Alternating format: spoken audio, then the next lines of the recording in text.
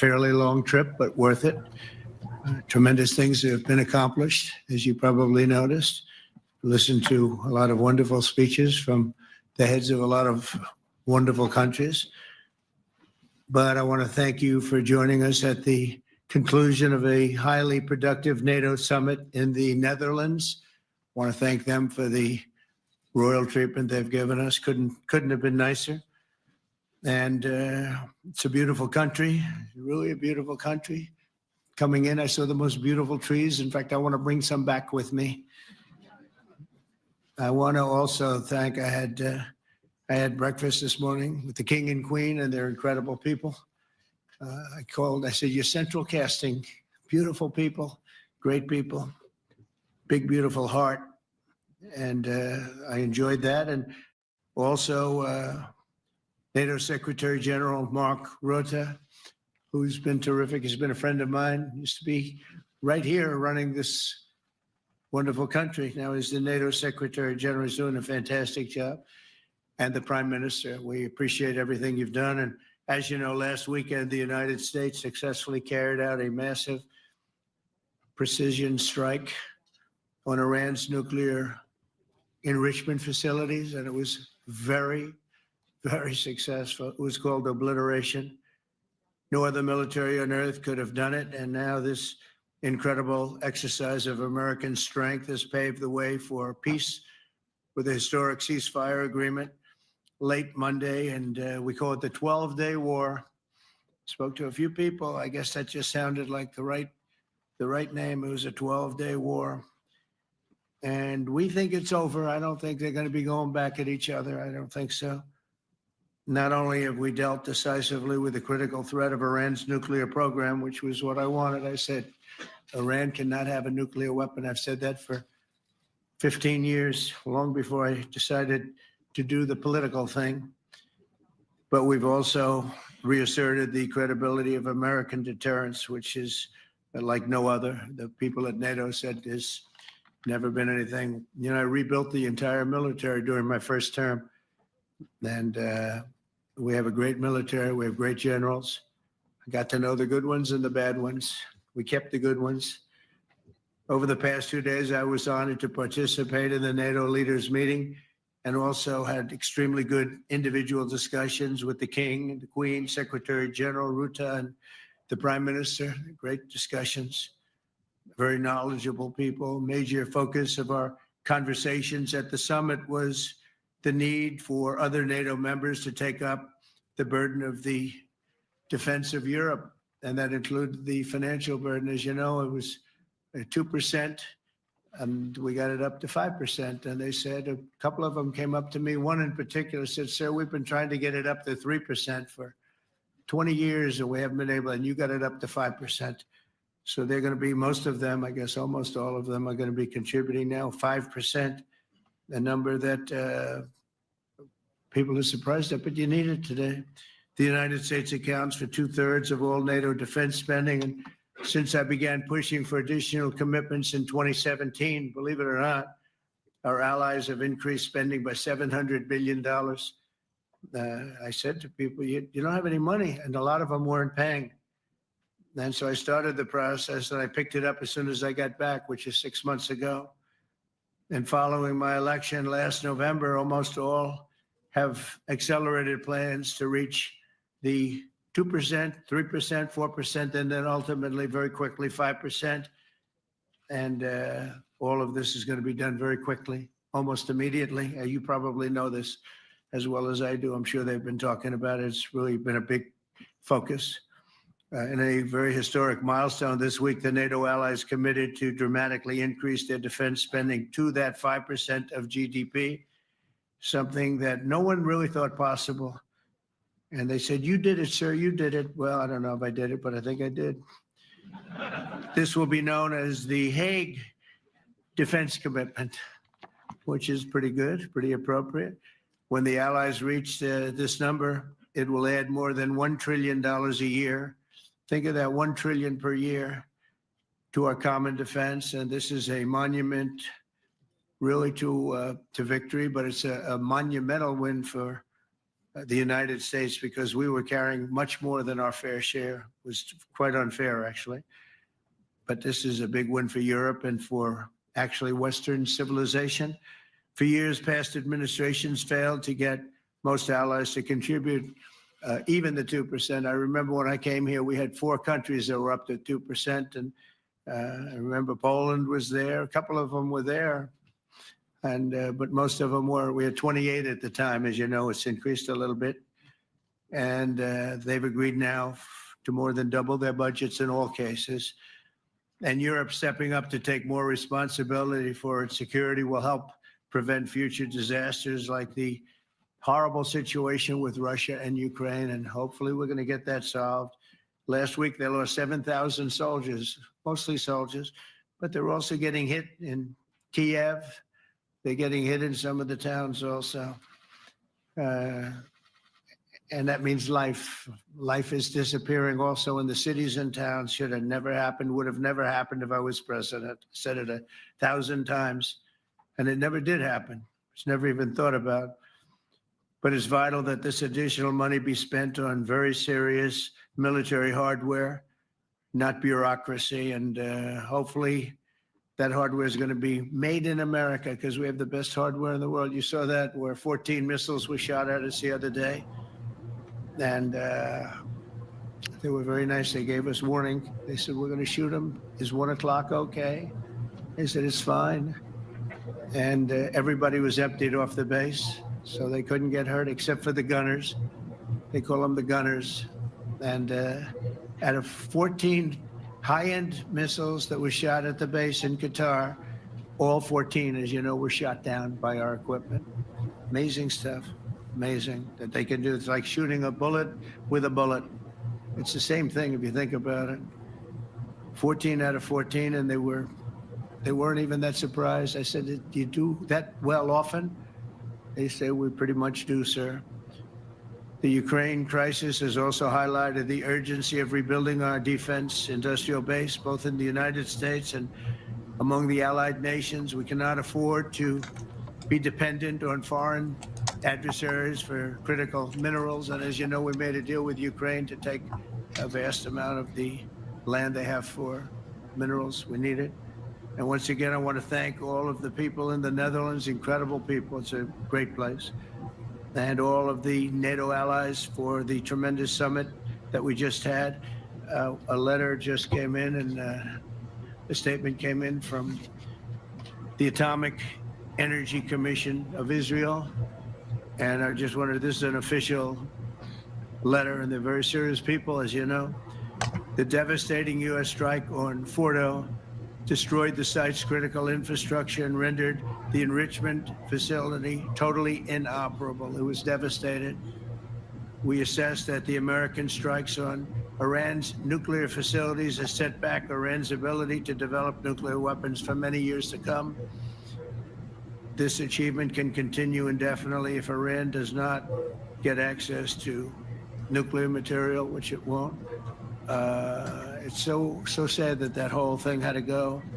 But I just want to thank our pilots. You know, they were maligned and treated very bad, demeaned by fake news CNN, which is back there, believe it or not. Get on time, wasting it. Nobody's watching them, so they're just wasting a lot of time, wasting my time.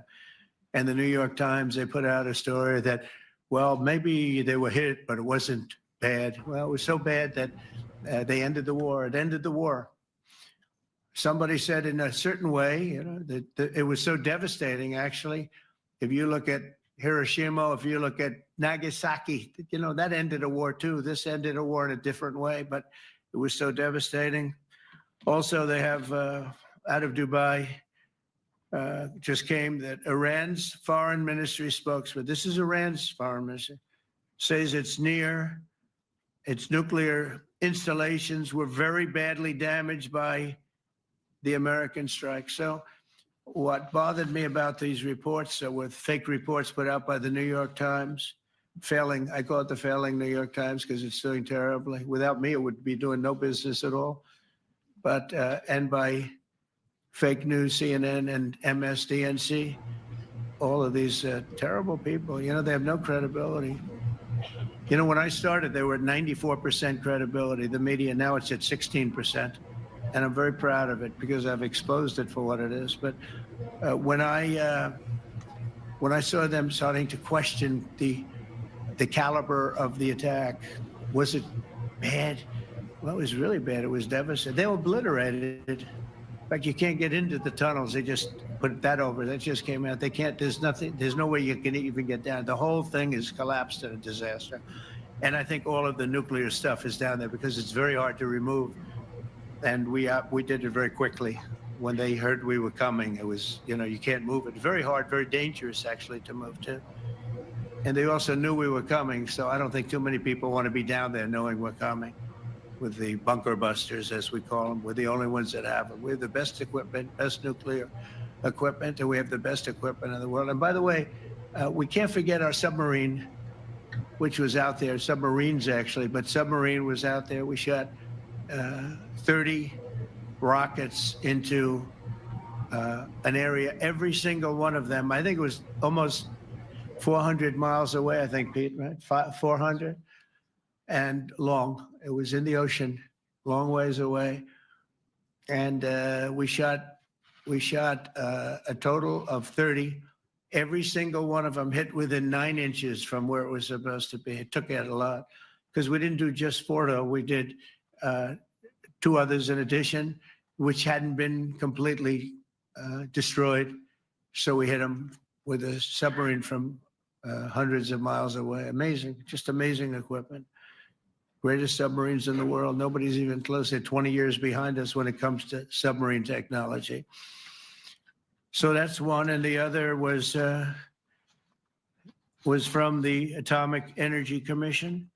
And they have about 3 or 4 of them now coming in from atomic energy commissions from various places. But the one that we have that just came out, we released it a little while ago, was from the Israeli Atomic Energy Commission, but numerous of them are getting to see the site, and the site has been demolished.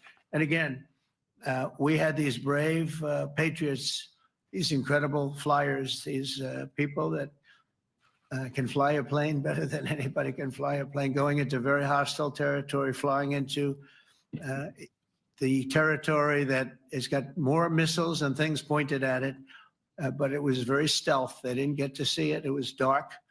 That's the amazing thing about the shots. They hit the shots perfectly, and yet it was dead dark. There was no moon. There was no light.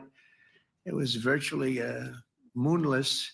It was very dark, and the shots were hit perfectly. But when they get demeaned, and they were very upset about it because they knew how strong it would be. Back in Missouri, the pilots flew about 36 hours, 2 ways, far distance, and in those incredible B-2s. And we then had the F-22s, and we had the F-35s, and we had other planes, and we had, I think, a total of 52 tankers. That means the big tankers, because the refueling was a lot for all of the different planes that we sent. Incredible operation. And I have to say, General Raisin Cain was incredible. That's why he beat ISIS, and we beat ISIS in a matter of weeks. I was told it would take 4 to 5 years. We did it in a few weeks.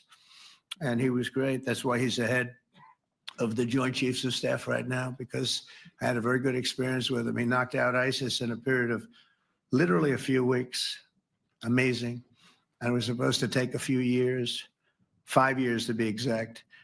So we had a great victory there, and we then came here, and I think we had a great victory here. But this is an ongoing project. This is the safety of Europe, the safety of the world. And they've raised it from 2% to 5%, something which nobody, and you're talking about over $1 trillion a year. So we're talking about a lot of money coming in from countries that we're not paying nearly enough to be effective. So I have, as you know, Marco Rubio with me, and Pete Hegseth, Secretary of State and Secretary of War. Should we say Secretary? You know, it used to be called Secretary of War. Maybe for a couple of weeks we'll call it that, because we feel like warriors. Used to be called Secretary of War. In fact, if you look at the old building next to the White House, you can see where it used to be Secretary of War. Then we became politically correct, and they called it Secretary of Defense. I don't know, maybe we'll have to start thinking about changing it, but we feel that way. Do we have any questions, please? Wow. That's a lot of questions. This is always my favorite part when he takes the question and exposes the fake news press corps. Buckle up. Who's a nice person? Oh, you're not a nice person, but I'll let you ask one. Go ahead. What's he going to ask? He is not nice at all. I know him well. Thank you, Mr. President. Yeah. Thank you for taking the time before flying home. You just said you believe the conflict between Israel and Iran is over. What makes you so confident it is? And what do you do if it isn't? Because I dealt with both, and they're both tired, exhausted. They fought very, very hard and very viciously, very violently, and they were both satisfied to go home and get out. And can it start again? I guess someday it can. It could maybe start soon. I think a big telltale sign was when, as you know, Iran somewhat, by not much, violated the ceasefire.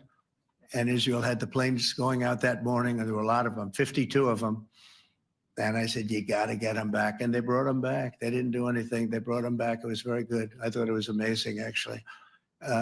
They have fought a hell of a war. They fought very hard. I think the war ended, actually, when we hit the various nuclear sites with the planes. And I just hope you people can give these pilots, these are the best pilots in the world. They're the best shots in the world. They call them shots. That's what they are. And wait a minute. And I just hope you can give them the respect they deserve, because they came home to fake news.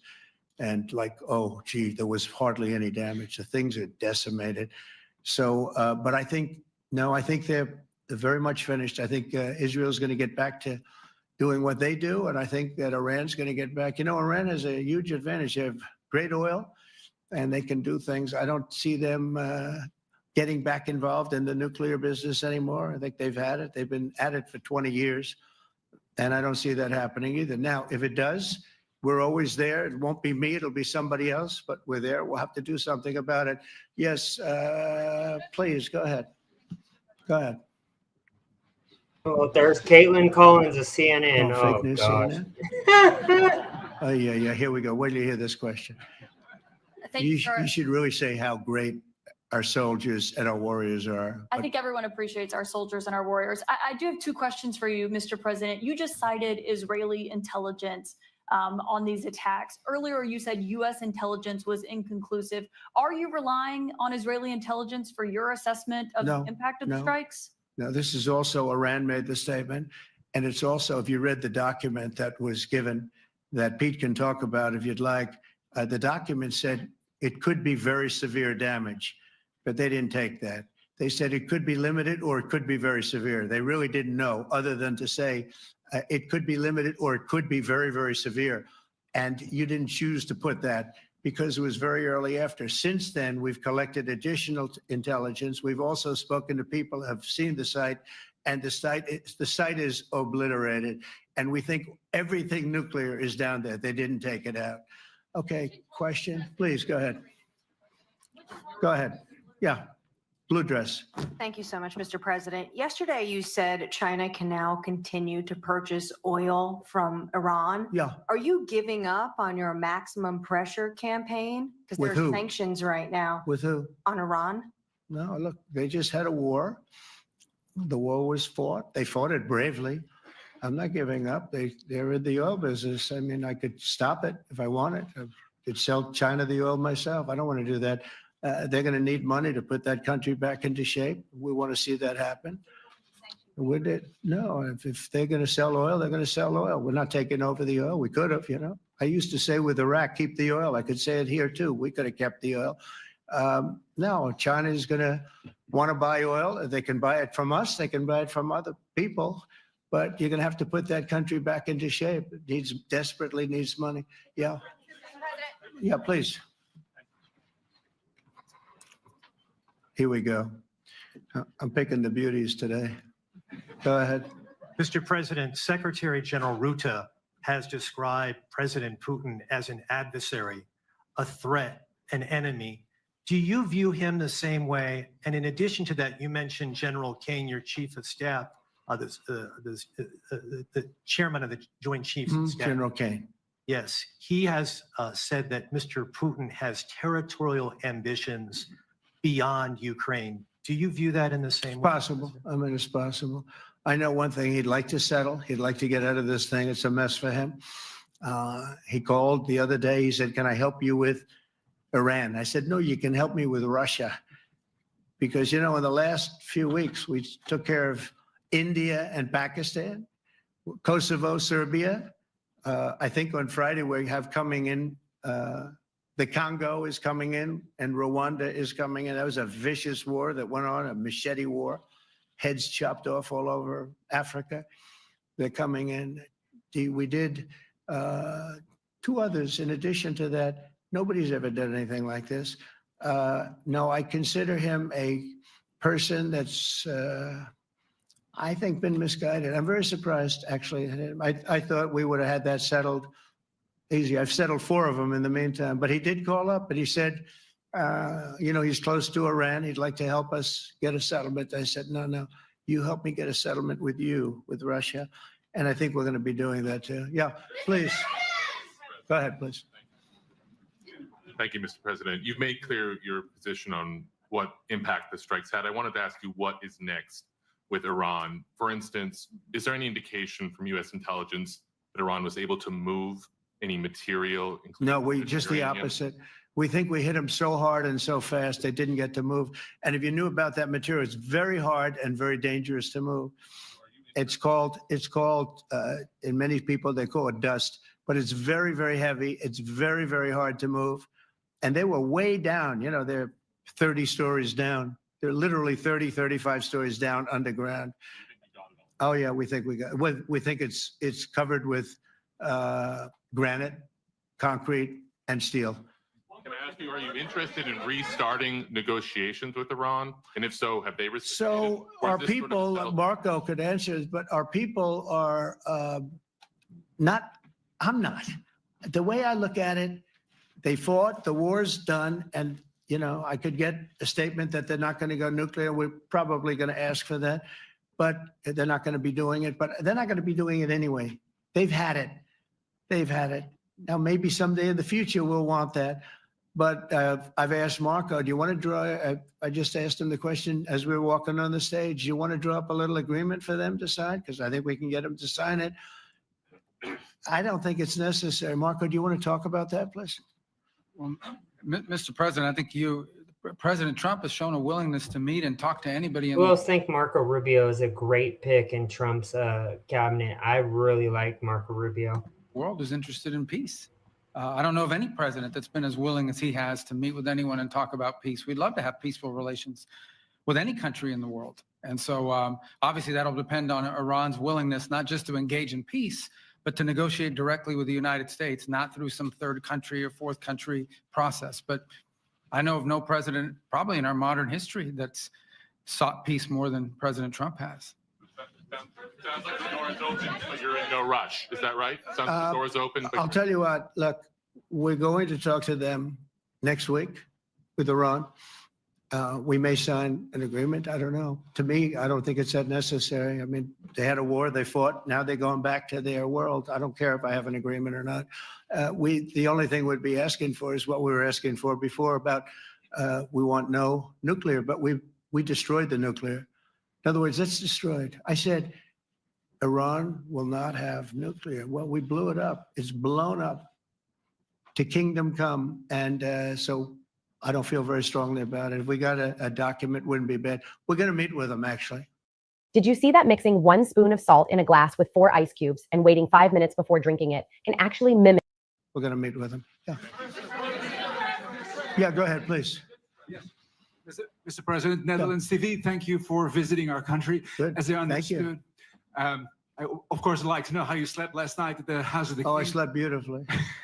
But probably a more serious question. I think you just had a meeting with President Zelensky. Did you discuss any ceasefire in this Russo-Ukrainian? No, I wanted to know how he's doing. He was very nice, actually. You know, we had little rough times, but sometimes he was, couldn't have been nicer. I think he'd like to see an end to this. I do. I think what I took from the meeting couldn't have been nicer, actually, but I took from the meeting that he'd like to see it end. I think it's a great time to end it. I'm going to speak to Vladimir Putin, see if we can get it ended. But look, these are brave people. They're fighting these wars all over the place. You know, last week they had, I guess, I told you, close to 7,000 young soldiers, Russian and Ukrainian soldiers were killed, 7,000 in 1 week. It's crazy. It's crazy. So I'll be speaking to Putin. No, I had a good meeting with Zelensky, and I had a lot of good meetings. We had a lot of good meetings with a lot of people, a lot of great leaders. But he's fighting a brave battle. It's a tough battle. Yeah. Go ahead, white dress. Thank you. Ida Hallikainen from Finland, Ilta-Sanomat. Good. You have played golf with President Alexander Stubb. How do you see Finland as a NATO ally and partner, and how would you describe your relationship with our president? Well, he's a very good golfer. Okay. In fact, he was on his college golf team. He went to a good college in the South, as you know, a very good college, and he was a good golfer. We had a good time. I think my relationship's great. I want to buy icebreakers. You know, you're very good at icebreakers. And I actually made him an offer. I didn't go to Congress. They'll try and impeach me for this. But there's an old, it's not old, it's fairly new, but it's used icebreaker. And I offered him about 1/3 of what he asked for. But we're negotiating. We need icebreakers in the U.S. And if we can get some inexpensively, I'd like to do that. Actually, they'll fix it up, make it good. Also, we may buy some icebreakers. You know that you're the king of icebreakers. That particular country, they make them good. They make them really good, and they know what they're doing. And so we're negotiating with them for about 15 different icebreakers. But one of them is available now. It's old, and it's old. It's like 5-6 years old. And we're trying to buy it. I'm trying to make a good deal. It's all I do my whole life. My whole life, that's all I do is make deals. Yeah, please. Go ahead. Sir, go ahead. Yeah, a question for NewsHour, Dutch TV. First of all, on Article 5, on your way here, you spoke about the commitment of the US to Article 5, saying, I'll give you my definition once we're here. Yeah. What is your definition, and may the US commitment to Article 5 change in case some of the NATO members do not reach the threshold that was discussed today? My second question is following up on a colleague on Iran. What intel reports do say that everything over there was obliterated? Yeah, well, there are numerous of those reports, and they're coming out fast and furious. But the most respected ones we've already seen. And I will say that on a very confidential basis, they're looking at the reports, like numerous reports, and including people going to the site and checking the site. And they're going to be having, I guess you're going to be having over the next couple of days a full, you're going to encapsulate it. But no, the site was obliterated, just like I said it was. And just like the pilots should be given credit for. As far as Article 5, look, when I came here because it was something I'm supposed to be doing, but I left here a little bit differently. I said, I watched the heads of these countries get up, and the love and the passion that they showed for their country was unbelievable. I've never seen quite anything like it. They want to protect their country, and they need the United States. And without the United States, it's not going to be the same. And you can ask Mark, or you can ask any of the people that were there. It was really moving to see it. They love their country. They were so respectful of me because I'm the head of the United States. And I made, the King of Saudi Arabia, when I was in the Middle East. So I was in Qatar for a different reason, not a reason to get shot at. We were in there for economic development reasons, Qatar, UAE, and Saudi Arabia. All three leaders of those countries, and we took back $5.1 trillion into the United States. All three leaders said, you're presiding over the hottest country in the world. The United States right now is the hottest. Everybody wants to be there. Everybody wants a piece of it. He said, a year ago, your country was dead. You had a deadhead running it. You had a country that was dead, and it was dead. You had people pouring through the borders. You had inflation. You had everything. He said, you've made it in 5 months at that time. You've made it the hottest country. This is the hottest country in the world. The United States right now is the hottest country in the world. And when I was around that table, it was a nice group of people many of whom I knew from previous, when I saw the passion they had for the country, almost everyone, and you probably have the tapes, it was very public, but almost every one of them said, thank God for the United States. Without the United States, they couldn't really have NATO. It wouldn't work. It wouldn't work. It will in the future because now they're paying much more money, but it wouldn't work. It was great. And I left here differently. I left here saying that these people really love their countries. It's not a ripoff. And we're here to help them protect their country. Okay, we'll do one or two more. Thank you, Mr. President. Yeah. A question on Spain. Are you satisfied with today? Oh, I think Spain's terrible what they've done. No, I do. They're the only country that won't pay the full up. They want to stay at 2%. I think it's terrible. And you know, they're doing very well. The economy is very well. And that economy could be blown right out of the water with something bad happening. You know, Spain is the only country that, are you from Spain? Good, congratulations. You're the only country that is not paying. I don't know what the problem is. I think it's too bad.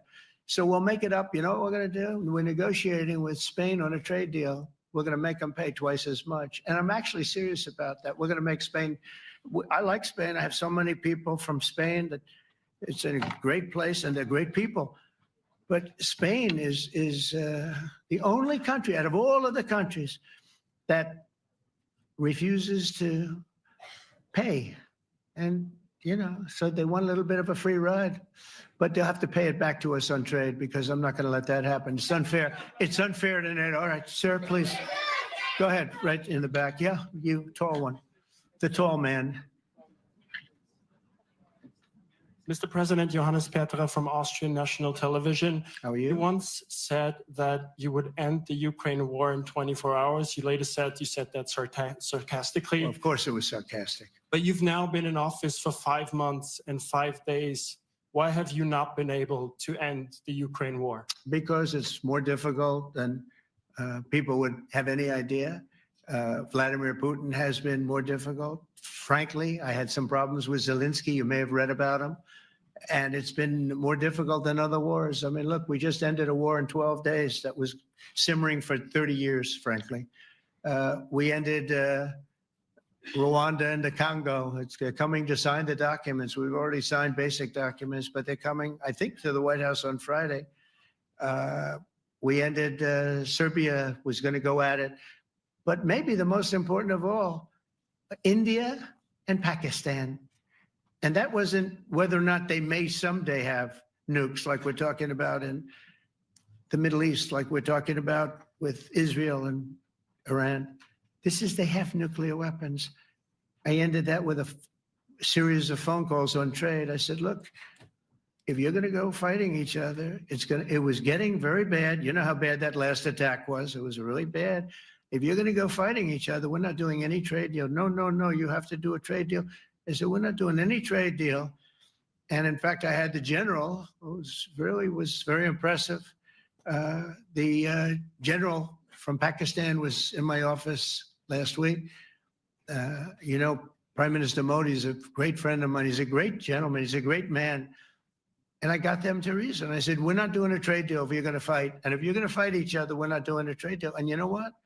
They said, no, I want to do the trade deal. We stopped the nuclear war. Go ahead. Go ahead, Jeff. Here's another beauty, Jeff. Here's a beauty, all right. I love it. Go ahead. Mr. President, to follow up on Ukraine, will the United States contribute any more money to Ukraine's defense this year to the $5 billion that allies are giving? And one question, you had another meeting with the Dutch opposition leader, Mr. Wilders. Can you tell us about that meeting?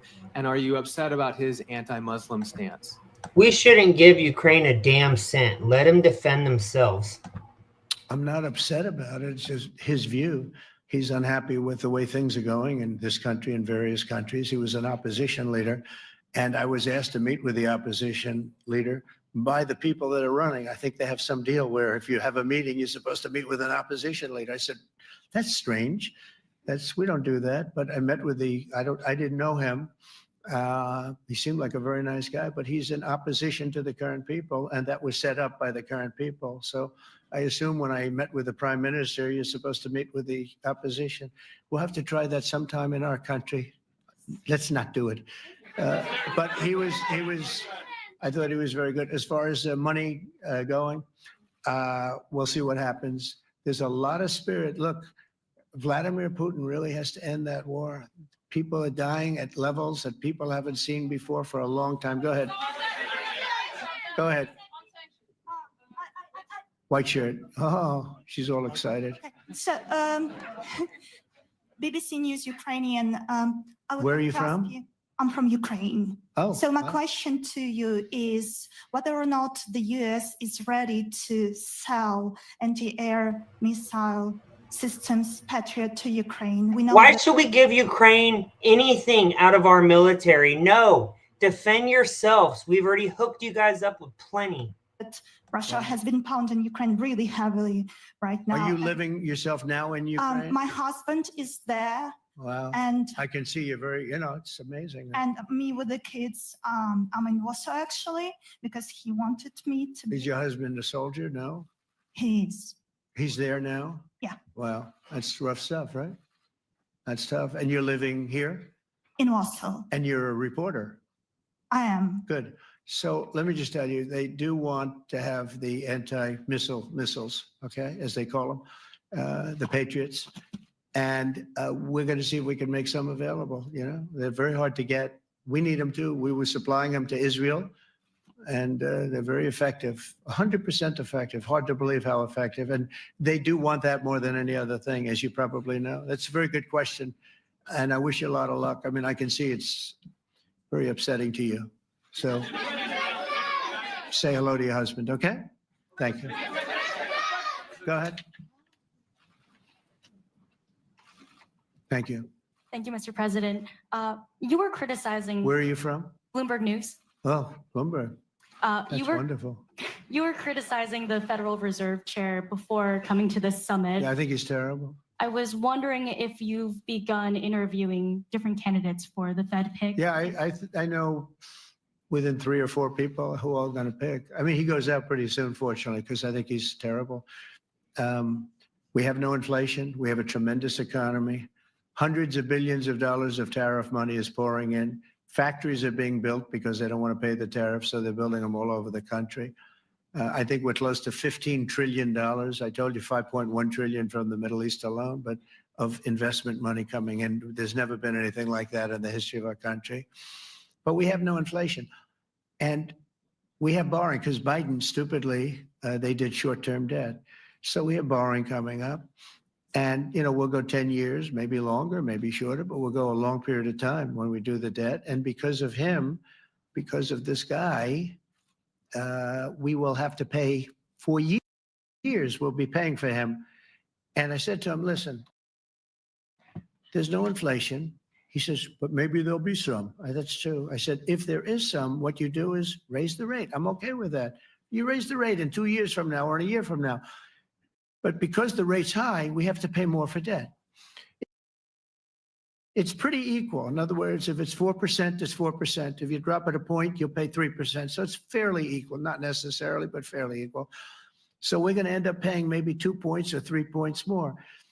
3 points would be about $900 billion a year because of this very average mentally person. He's an average mentally person. I'd say low in terms of what he does, low IQ for what he does, okay? Wait, so instead of paying $900 billion, we don't want to pay 900 just because he doesn't want to lower the rate.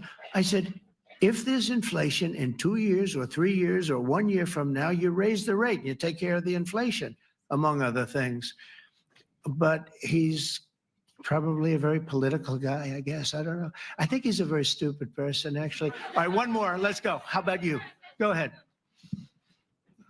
She looks so happy and everything. Thank you. That's why I I'm picked from her. Spain too. I'm Ana Buc from La Vanguardia. I wanted to know if You're where from? Spain too. Ah, I wanted to know if you want to. that's the Spain corner right there. Shouldn't have said that. That's okay. I do like Spain, by the way. I think it's unfair that they're not paying, but go ahead. Are you going to negotiate directly with Spain about? I'm going to negotiate directly with Spain. I'm going to do it myself.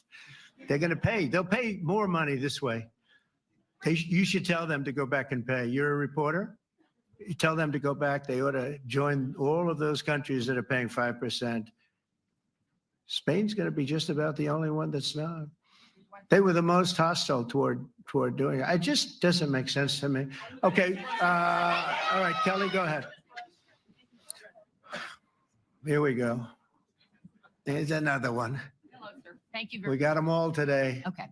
So, Mr. President, you talked about expecting some on-the-ground assessments at Fordo and other Yeah. sites. Now here, Is that here again. Israeli and U.S.? It's been obliterated, Kelly. It's been What is your message obliterated. then, sir, to the intelligence community when they present reports? You're not disputing the DIA report. You're just They presented a exists. report that wasn't finished. We're talking about something that took place 3 days ago. I understand that's The report was done So 2 what days is ago. your- Wait a minute. Yes. They didn't see it.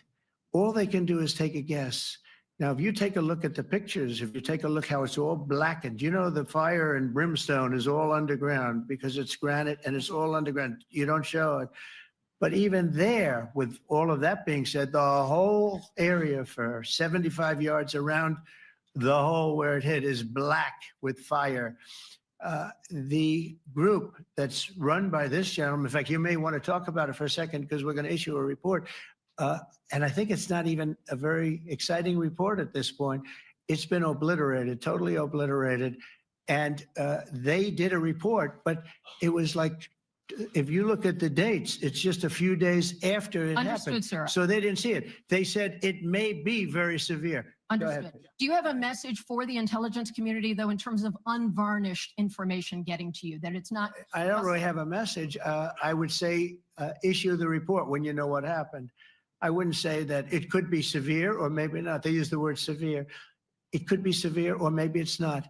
And briefly- So people like you picked up and said, oh, it's not severe. No, the report was not a complete report. Yeah, the message was probably wait till you know the answer before you. And Go sir, ahead. did you not have a public component to your Zelensky meeting for a tactical reason with President Putin? Let him answer this. Hello, Mr. Secretary. Yeah.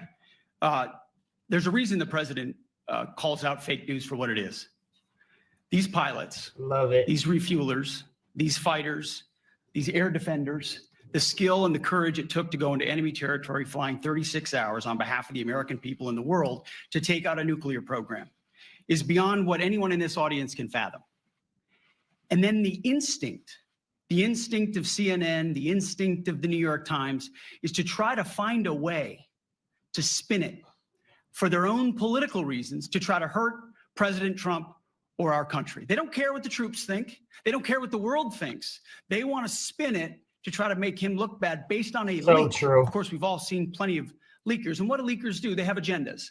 And what do? Do they share the whole information or just the part that they want to introduce? And when they introduce that preliminary, a preliminary report that's deemed to be a low assessment, you know what a low assessment means? Low confidence in the data in that report. And why is there low confidence?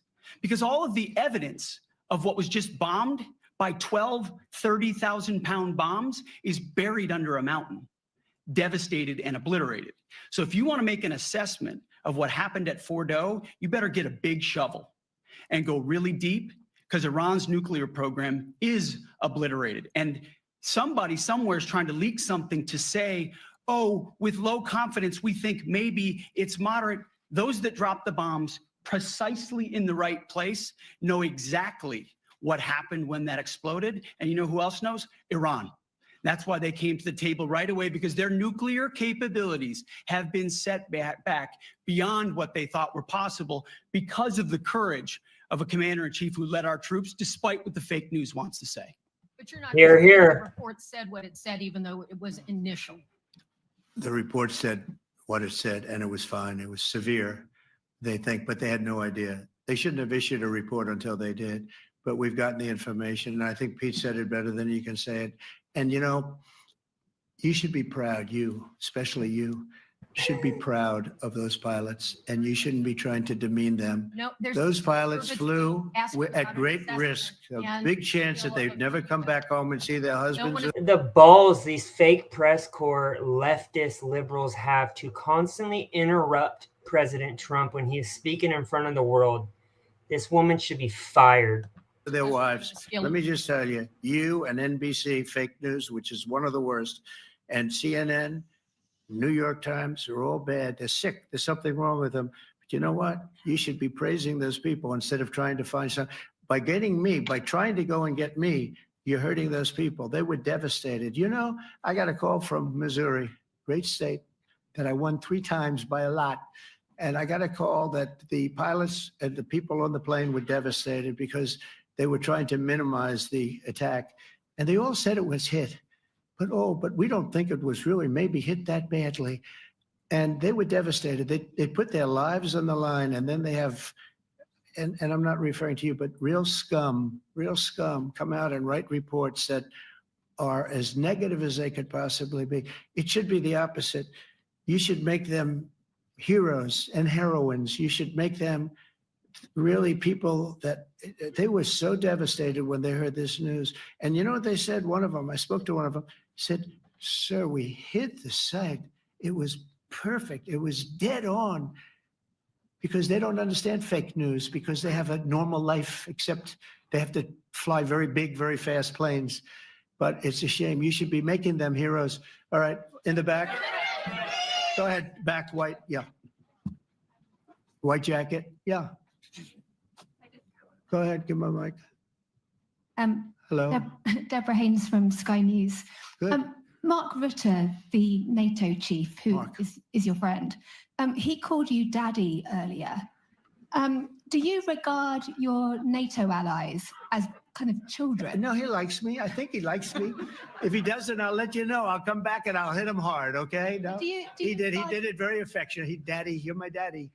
Do you regard your NATO allies, though, as kind of like children, and they're obviously listening to you and they're spending more, and you're obviously appreciative of that, but do you hope that actually they're going to be able to defend themselves, defend Europe on their own? I think they need help a little bit at the beginning, and I think they'll be able to, and I think they're going to remember this day. And this was a big day for NATO. You know, this was a very big day. They took it. One of the gentlemen said, "You know what? We've been trying to raise money raise the rate for 30 years," he said, 20 years, from almost the beginning. And he's been there for a long time. He said, "Until you came along, it never happened. What you did is amazing." It's been sort of an amazing day for a lot of reasons, but also for that. Yeah, go ahead. Do you think they can do it without you, though, in the future? Can they do it without Well, ask Mark. I mean, you have to ask Mark. Okay. So we're heading back. I want to thank these 2 gentlemen behind me. They're incredible people. Both of them. They've done a fantastic job. And Seems like that's the end of that speech. Guys, could you imagine Biden and Kamala taking questions like this off the cuff? It would have never happened. They always get softball interviews, edited interviews, because, well, they're incompetent and dumb. Now, Trump, he takes questions from everyone while mocking them at the same time. I found that hilarious. There's sometimes I don't need to pause it at all because I like to hear Trump speak. So I just let you guys hear what he's saying, and I completely agree with it. Hope you guys have a great night. I'll be doing another live tomorrow. Stay blessed. Peace.